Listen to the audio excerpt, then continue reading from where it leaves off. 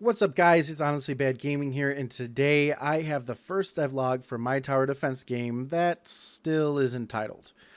For everyone who just wants to see the progress, here it is. Thanks for clicking. Make sure you click like, subscribe, and I'll see you next one.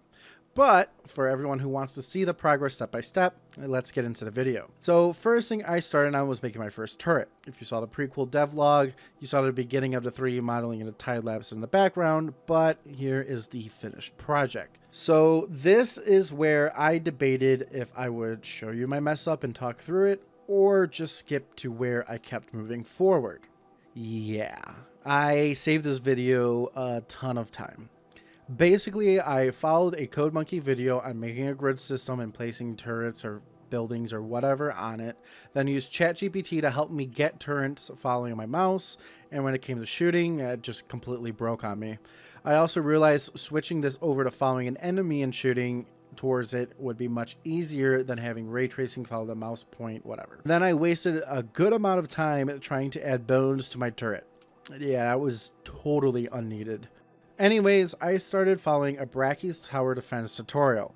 I'm not really going to talk about code here because you could just go ahead and check his tutorial down in the link below. It is 7 years old, but really there isn't much things that you have to do that's updated.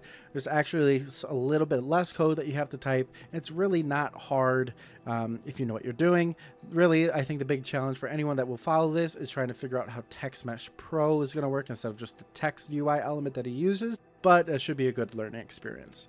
But basically the plan is to get some sort of base game done, okay, this whole tutorial, and then get the rest of the major game functions like taking control of the turrets, the difference between air and ground enemies, the turrets knowing which enemy it's allowed to shoot at, and yeah. And then after that, I will start actual development of an actual map and go from there.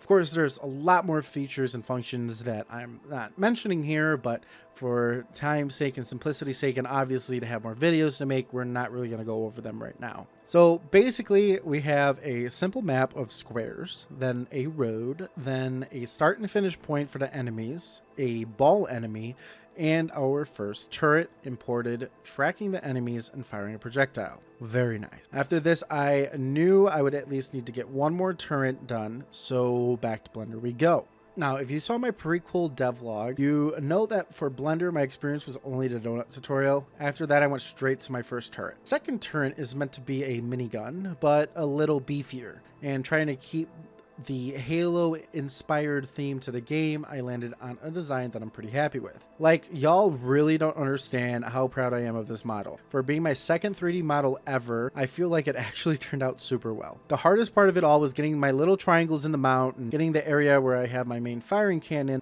poking out of the head a little bit. But other than that, getting the face shields wasn't bad, and creating the little camera to follow the theme of the game wasn't bad at all either. I know none of my turrets are actually fully fleshed out with textures and materials, but I'm hoping to start getting into that soon. I just really want to get the actual development done before I get there. You can tell I was proud of this one because this video was sped up 400 times and I just sat and stared at it. But yeah, still think I'll pay someone to make all of these better, but we'll see how that goes. Now, here is where out of the, say, 26 total hours working on this project, this took me the most time. Importing Blender items to Unity. So here are the major issues I had. Issue 1, faces are see-through. Issue 2, the turret importing on the wrong rotation. And for the most comical issue, yeah, anytime it would rotate up or down on its axis, the mesh would completely break. Now, luckily for you, I figured out the right way to export my meshes now. I'm going to make a whole separate video on this, so if anyone decides to make a 3D game and have some of these issues as well. So first things first, you want to get as many items joined or grouped as possible. In this case, I got my entire turret into 3 major parts. One step I forgot to show here is make sure you unparent any object that is parented. After that, go ahead and select all of your items and make sure the bottom of your tower or building or whatever is as close to 000 location as possible. After that, select everything you are exporting, do a Control-A, click, and select rotation and scale. Basically, you are setting the rotation and to scale to its default value. Basically, whatever the value was before you did Control A, rotation and scale, now that is the default. So whatever it was is now the default. Everything is 0, everything is 1, 1, 1. This will fix that stretching issue in Unity. After that, rotate your entire mesh -90 degrees on your x-axis, and then do another Control A again, but this time just set the rotation. After that, rotate the meshes back to 90 degrees, but remember, do not click Control A.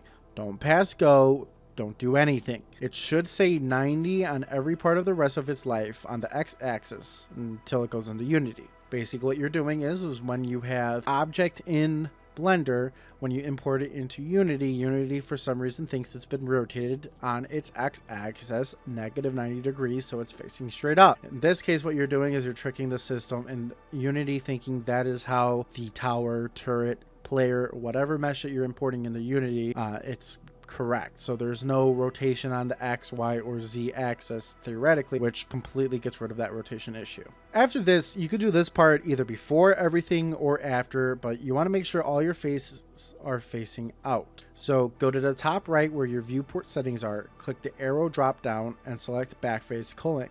After that, in the center of your screen at the top where your snap tool is, click the drop down button that's right of that and again select backface culling. Now in object mode, select the mesh you want to check, click tab or enter edit mode, select the faces of the object and then hold down shift and press N. The bottom left you will see a recalculate normals window pop up with a checkbox saying inside. Basically, you're going to go through and make sure all your meshes have this box unchecked and or all your faces are visible and the checkbox when needed. This will get rid of your wrong facing faces issue. Last thing, if you're having a turret that fires automatically or a weapon, make sure that the front of the head is facing the -Y in Blender and make sure to apply the rotation if you have to and then redo all of the -90 back to 90 X rotation stuff. So now that we are done with editing the mesh, we're going to go ahead and export. We're going to go to File, Export, FBX, and then what I normally do is click Visible Objects, Object Types Mesh, then under Transform for the Apply Scalings, click on the drop-down menu and select FBX Unit Scale.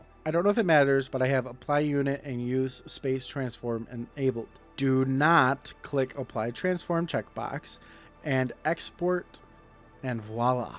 You have a Blender FBX file ready for Unity. In my case, at least, yours might be different. Alright, so now with all that figuring out of the way, we got two different turrets, a missile launcher and a machine gun. So next, I decided to get crafty and design a proper rocket for my missile turret to fire. You may have caught it in the previous clip, but I have kept the inner part that I used to get the circumference of the holes for the missile silos so that I can make sure the rocket I build is somewhat to scale. I looked up a few YouTube videos for reference on easier ways to make it, and then I kind of just went on my own design. Pretty not terrible. If it does look like a rocket at least, so it's a win in my eyes. After that, I added a small particle effect for when the rocket explodes that was based off of the tutorial, and bam, we have a working rocket that does AoE damage. But I wasn't 100% satisfied, so again, I looked up some YouTube videos and stumbled across on a rocket booster design I made it my own a little by tweaking the values and making it fire out in a cone shape. Now we have a pretty cool looking rocket, if I do say so myself. I want to make all the effects pretty realistic later on in a later date, but the rocket booster to me is a chef's kiss, or maybe it's because it's really the first thing I did on my own. After this, I tweaked the code from the tutorial to add my X rotation on the turret heads so that the turrets will follow the enemy's elevation. This took me forever, but basically it ended up being as simple as copying the code for the following of the Y and changed which axis it rotated on. This is important that it's separate, I believe, because it's the child object of the mount, which is the head, not the mount that rotates. Because it's separate, I made it separate so when I create a new turret, the one turret code works for them all. After that, worked on some super basic UI for me to work with. A console log to say you lose, some basic currency, and then a laser turret. See, if you didn't stick around for the whole video, you wouldn't have seen the laser turret. Really, you're not missing much. All it is I took the machine gun turret, chopped off the gun, and yeah. laser. I don't want a laser turret like this in the game at the end, but following along with the tutorial because I do want a turret that slows enemies, and this is the turret Brackey's used in the tutorial to do so. Don't worry, this half-fast turret won't go in the game. After that, we finished the UI that happens when you click on a node that has a turret on it already, which will be important in the next episode. But yeah, that is everything done with this game for this devlog. Basically, I just wanted a simple game loop to get everything started for me to start, in my eyes, the real development. Before you comment away, "You're just selling someone else's game."